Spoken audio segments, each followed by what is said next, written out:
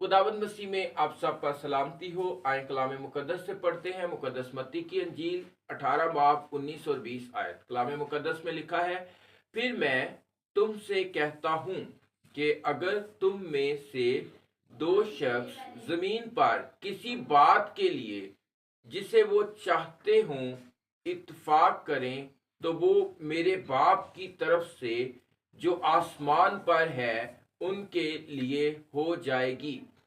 क्योंकि जहां दो या तीन मेरे नाम पर इकट्ठे हैं, वहां मैं उनके बीच में हूं। आमीन। खुदा के कलाम का पढ़ा और सुना जाना हम सब के लिए बरकत का बाइस हो। यहाँ पर बहन भाइयों हम देखते हैं कि खुदावंद यीशु कहते हैं कि जमीन पर अगर दो आदमी किसी बात पर इत्तेफाक करें और वो बाप से मांगे, तो वो आसमानी बाप की तरफ से उनके लिए हो जाएगी। इत्तेफाक इतना अहम है और इत्तेफाक पर जोर दिया गया है।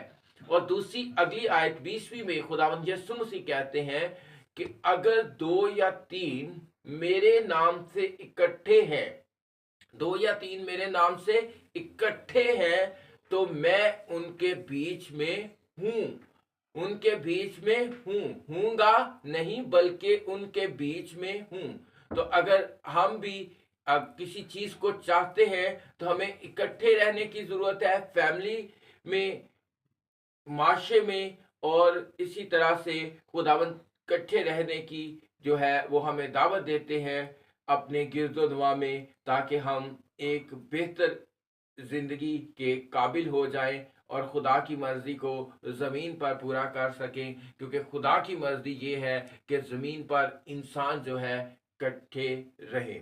और फिर इस आयत की दूसरी तशरीह जो है ना, वो ये है कि यहाँ पर लिखा है, दो या तीन मेरे नाम से इकट्ठे हैं और मैं उनके दरमियान, मैं उनके बीच हूं।